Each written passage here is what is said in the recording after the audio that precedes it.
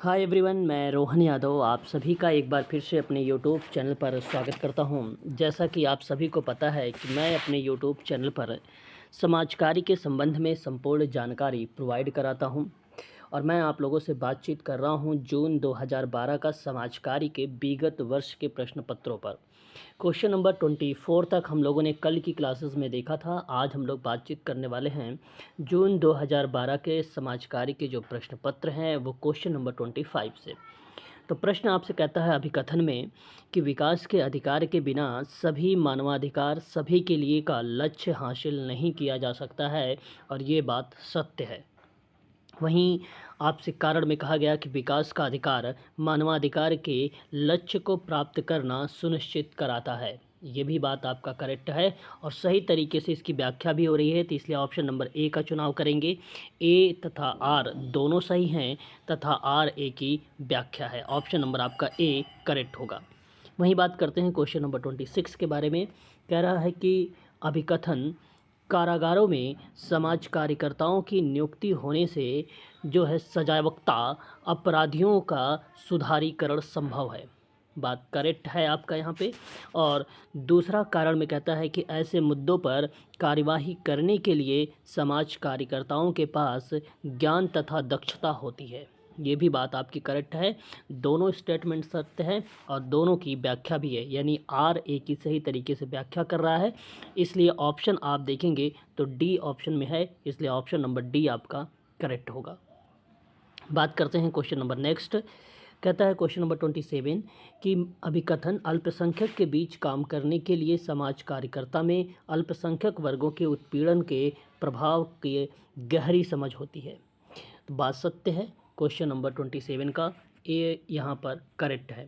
Are आपसे कहता है कि अल्पसंख्यक का उत्पीड़न और उत्पीड़ित व्यक्ति की सोच को बदल देता है, जिसकी ओर समाज कार्यकर्ता का या कार्यकर्ता को ध्यान देना चाहिए। ये भी बात करेक्ट है और सही व्याख्या भी है। मैं आपसे कहूँगा कि ऑप्शन नंबर ए का चुनाव करें।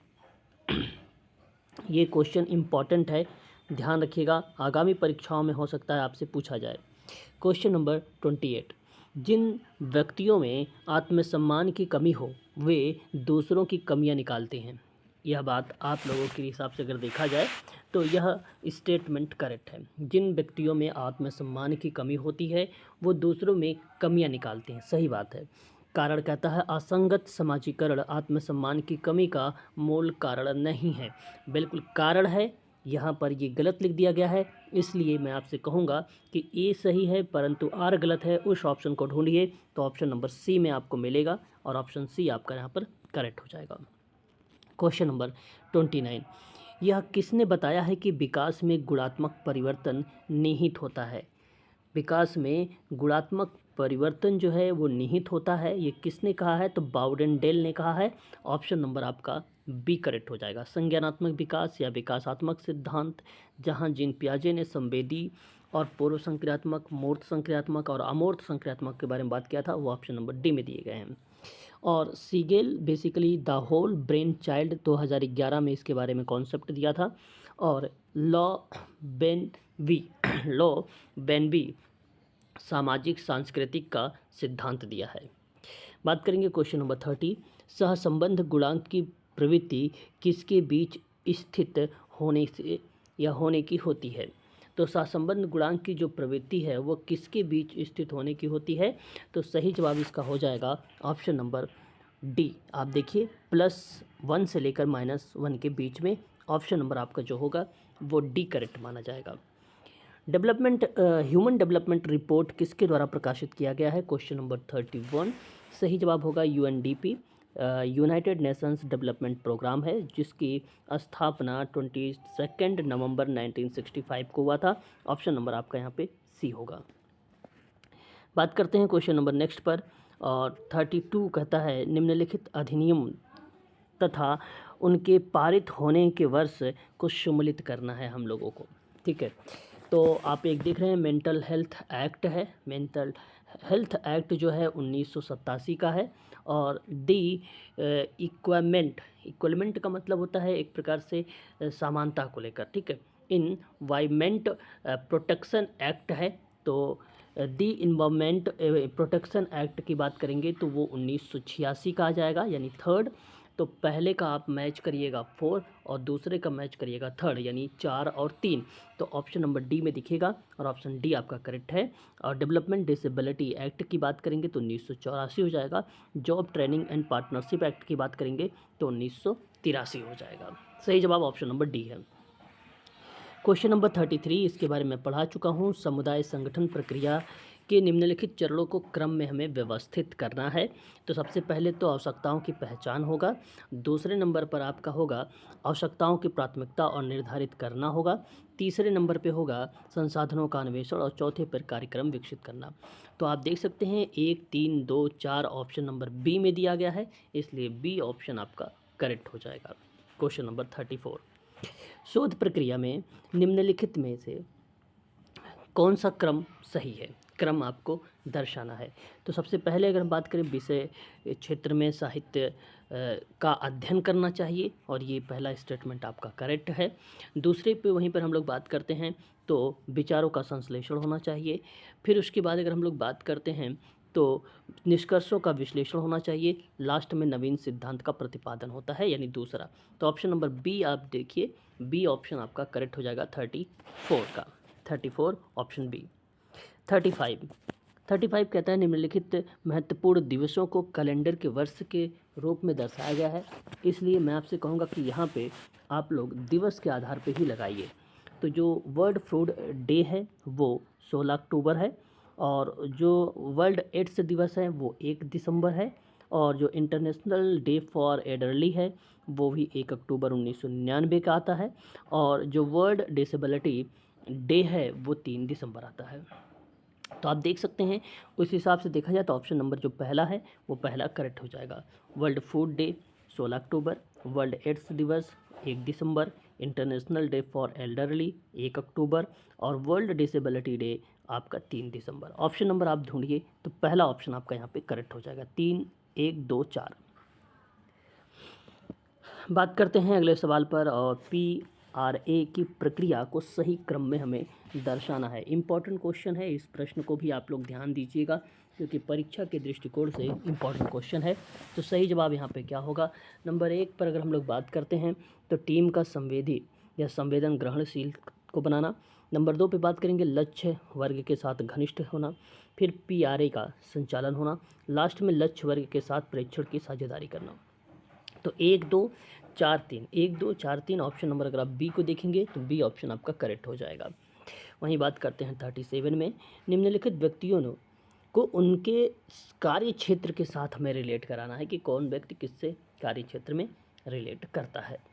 बलवंत राय मेहता की बात करते हैं तो टीयर PRA सिस्टम इन्होंने दिया था, यानी त्रिस्तरीय प्रणाली था जो 2 अक्टूबर 1959 को पंडित जवाहरलाल नेहरू से पहले बेसिकली अगर हम बात करें इन्होंने इसको दर्शाया, और राजस्थान में सबसे पहले अगर आया तो वो 2 अक्टूबर 1959 को आया सबसे पहले त्रिस्तरीय, तो बलवंत राय मेहता में। और स्पेंसर हैच की अगर हम लोग बात करते हैं तो मार्तंडम परियोजना है, केरल में चलाई गई थी सन 1928 में, और YMCA यहाँ पर काफ़ी इंपॉर्टेंट भूमिका निभाया है। तो मैं आपसे कहूँगा ये आपका करेक्ट हो जाएगा। SK देव बेसिकली अगर हम लोग जिक्र करते हैं तो इनका नाम जो हमें देखने को मिलता है वो SK देव का पावर टू पीपल में मिलता है, पावर टू पीपल में मिलता है, ठीक है। और पावर टू पीपल में 1946 और 1947 में इनकी भूमिका देखने को मिली। रविंद्रनाथ टैगोर शांति निकेतन में इनका नाम देखने को मिलता है 1922 में। तो ये आपका ऑप्शन फिर करेक्ट हो जाएगा, ठीक है, रविंद्रनाथ टैगोर का। इटामा पायलट प्रोजेक्ट योजना थे 1947 में अल्बर्ट के द्वारा। फिरका था मद्रास सरकार ने 1946 में। सेवाग्राम था आपका 1920 महात्मा गांधी जी का, ठीक है। तो इसी तरीके से बहुत सारी योजनाएं हैं, मैं उन पर बातचीत कर चुका हूं। इसका सही जो ऑप्शन जाएगा वो ऑप्शन नंबर सी आपका करेक्ट माना जाएगा, ऑप्शन सी सही है। 38 बहुलक किसको रिलेट कराएगा? बहुलक बेसिकली केंद्रीय प्रवृत्ति का माप को रिलेट कराएगा, यानी 4 पर। और अगर हम बात करते हैं माध्य विचलन किसको रिलेट कराएगा, तो माध्य विचलन बेसिकली प्रकीर्णन को रिलेट कराएगा, और प्रकीर्णन को रिलेट कराता है। और काई स्क्वायर की अगर हम लोग बात करते हैं तो ये आपका विशेषताओं का साहचर्य को रिलेट कराएगा, और कार्ल पियर्सन का जो है सहसंबंध है, तो अगर मैं बात करता हूँ ऑप्शन 4 देखिए 4 2 1 3, तो ऑप्शन ये करेक्ट हो जाएगा। पहले का 4 है, फिर दूसरे का 2 है, तीसरे का 1 है, चौथे का 3 है। बात करते हैं उसके बाद हम लोग नेक्स्ट सवाल पर 39 पर, और 39 कहता है एस के देव, सॉरी एम के गांधी, एम के गांधी। एम के गांधी के बारे में अगर हम लोग जिक्र करते हैं तो इनका जो मैच होने वाला है वो कंस्ट्रक्टिव प्रोग्राम, ठीक है, कंस्ट्रक्टिव प्रोग्राम, ठीक है, 1920 में उसी समय असहयोग आंदोलन की भूमिका थी। तो मैं आपसे कहूँगा कि 4 आपका रिलेट होगा। विनोबा भावे, विनोबा भावे बेसिकली भूदान आंदोलन से रिप्रेजेंट करते हैं, ये बात आपको पता होगा 1951 में। अरुंधति रॉय, बेसिकली अरुंधति रॉय का जो नाम आता है वो नर्मदा बचाओ आंदोलन में आता है 1989 में। और सुंदरलाल बहुगुणा चिपको आंदोलन में आता है 1973 में, ठीक है। तो सही जवाब यहाँ पर जो आएगा ऑप्शन नंबर बी, बी आपका करेक्ट हो जाएगा, ठीक है, B option. Question number 40 IMP सवाल है, इस सवाल को जरूर आप नोट करेंगे। Indian journal of social work किसको रिलेट कराता है? वो basically Tata institute of social science, जिसकी स्थापना 1936 में हुई थी। सोशल वर्क पर्सपेक्टिव की अगर हम लोग बात करते हैं तो ये रिलेट कराता है निर्मला निकेतन, मुंबई सोशल वर्क पर्सपेक्टिव, ठीक है। और फिर उसके बाद अगर हम बात करते हैं कंटेम्प्रेरी सोशल वर्क के बारे में, तो ये आपका समाज कार्य विभाग लखनऊ से है। और जर्नल ऑफ रूरल डेवलपमेंट की बात करते हैं तो आपका रिलेट कराता है NIRD, national institute of rural development programme से संबंधित है, जो पंचायती राज हैदराबाद को रिलेट कराता है, ठीक है। तो ये चीज़ ध्यान रखिएगा। सही ऑप्शन जो मैच होगा वो ऑप्शन आप देख सकते हैं यहाँ पर, सी ऑप्शन जा रहा है 3 1 4 2, ऑप्शन नंबर 3 यानी सी। आगे बढ़ेंगे, अगला सवाल देखते हैं। सृजनात्मक सोच किसको रिलेट करा सकती है? सृजनात्मक सोच बेसिकली न्यूटन सोच को कहता है, आपका यहाँ पे 3 रिलेट होगा। अभिसारी सोच क्या चीज़ हो सकती है? अभिसारी सोच क्या रिलेट हो सकती है? तो तर्क आधारित होता है ये। सहक्रिया क्या होता है? सहक्रिया क्या होता है? वो टीम भावना होती है, टीम भावना होती है। और काइसिस क्या होता है? काइनेसिस क्या होता है? वो शरीर भाषा होती है, ठीक है। तो सही ऑप्शन यहाँ पे देखिए 3 आपका 4th ऑप्शन होगा, 3 4 2 1, है ना। 4th ऑप्शन आपका यहाँ पे करेक्ट माना जाएगा, है ना। याद रखिएगा ये प्रश्न इंपॉर्टेंट के दृष्टिकोण से मैं आप लोगों को करवा रहा हूँ। मेडिकल सोशल वर्क के स्टूडेंट खासकर इसको ध्यान रखें। देखिए ये भी मैं करवा चुका हूँ आप लोगों से। National institute of orthopaedic handicap 1978 में इसकी स्थापना हुई थी। बेसिकली इसकी स्थापना की अगर हम लोग बात करते हैं तो कोलकाता में हुई थी, ठीक है। वहीं अगर हम बात करते हैं national institute of visual handicap के बारे में, सन 1979 में इसकी स्थापना हुई और वो भी देहरादून में हुई थी। वहीं अगर हम लोग बात करते हैं national institute of nutrition basically sir McCarrison ने हैदराबाद में सन 1918 में इसकी स्थापना किया था, तो इसलिए मैं कहूँगा कि इसको हैदराबाद लगाइए। और national institute of hearing handicap, और ये बचा मुंबई, इसी को अलियावर जंग के नाम से भी जाना जाता है। सन 1983 में इसकी स्थापना हुई थी। ऑप्शन अगर हम बात करते हैं तो यहाँ पे सेकंड ऑप्शन करेक्ट हो जाएगा, 2 3 4 1, option number B is the right answer होगा। अगला सवाल लेते हैं, और नेक्स्ट सवाल 43 नंबर का सवाल हमारे सामने। An introduction to social work की एक पुस्तक है, इस पुस्तक के बारे में किस विद्वान ने बताया है? तो स्कैडमोड एंड ठाकरे ने, ये आपका ऑप्शन हो जाएगा। Community organisation theory and practice की एक किताब थी, और ये किताब के बारे में MG रॉस के द्वारा बताया गया। और social work problem solving process है ये, और ये HH पार्लियामेंट के द्वारा बताया गया। इंट्रोडक्शन टू सोशल वेलफेयर के बारे में बात करें तो ये फ्रेडलैंडर ने बताया था। इसका अगर हम बात करते हैं तो ऑप्शन नंबर बी आप ढूंढिए, बी ऑप्शन आपका करेक्ट हो जाएगा। क्वेश्चन नंबर हम देखते हैं 44 के बारे में।